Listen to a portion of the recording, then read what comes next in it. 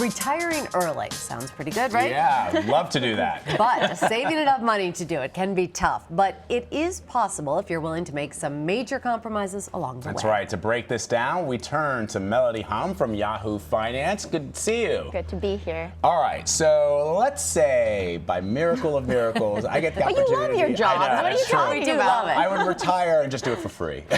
No, I would not. Pro bono work. Exactly, pro bono journalism. But if someone decided to retire early, what would they have to think about? Well, it's a daunting task, and I think we have to keep in mind that most people, even as they're planning to retire in their 60s, they feel strapped. So this is a very small percentage of people who can afford to do so, but you can start early. Keep in mind that jobs offer 401k accounts. That is for you to offer pre-tax contributions, and it saves a lot down the road. You know, if you're under 49 years old, you can pay up to $18,000 a year, and if you're over 50, $24,000 a year in annual contributions, and that will accrue over time, and it's just free money waiting to be invested. But Melody, when it comes to those 401ks and the IRA accounts, they do have annual contribution limits. So how can you make sure you're saving enough? Yeah, you have to keep in mind that you can max out as much as possible, but also you can start the IRA or the Roth IRA on the side as well. So if you've maxed out on your 401k and you've contributed the $18,000 a year, you can open up an IRA or Roth IRA and put in additional income if you are so lush and flush with cash. Right, but if you decide to withdraw money at all from your IRA before you're 59, there are penalties. Yeah, there's a 10% early withdrawal fee, and that is a big deterrent. But honestly, that shouldn't be the reason you should stop contributing to your account, thinking that you're going to retire early. It's sort of nonsensical. But keep in mind that with Roth IRAs, there is no early withdrawal fee.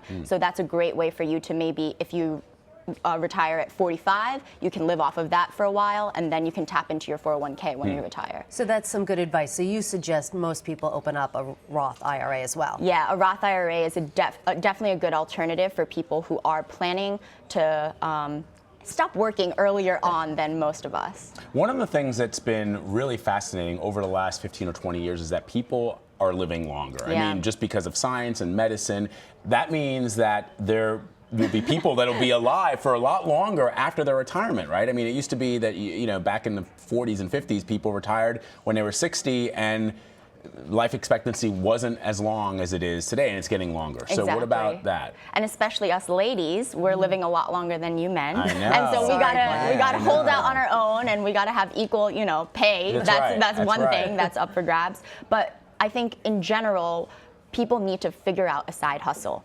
And, I like that. and even if you are in a full-time job, why not rent out your really lucrative apartment right now? Why not try to find an investment property, Airbnb, technology in the same way that it's helping us live longer? It's also helping us find alternative means of cash. And so if you can put your apartment listing there and then travel for cheap, you know, make sure that you are being frugal when it comes to your spending, and especially with the big purchases like your home, transportation, and food, try to be as stingy as possible now, and it'll pay off in dividends later. And we sort of joked about it at the very top, but my feeling about retirement is that once you retire and you have nothing to do, that's actually when things you start to face your mortality. I'd rather keep working, like way past the time I'm supposed to. A, because I love my job, but also B, because it feels like that you're living for something even as you get a little older. And a lot of people, especially if you're the socially inclined, you can become an Uber or Lyft driver. There are people who find these ways where it's not necessarily just for income, but to sort of keep your livelihood alive. One of my colleagues, her father got a smartphone by starting to work for Uber. And so it's almost like as you get older, you can find ways to sort of infuse that innovation into your life. I'm going to be like Andy Rooney. Just here just until they're going to have to like pry me off this desk like at CBS, push me out the door, and I'll still be there with my little typewriter, like talking to the camera.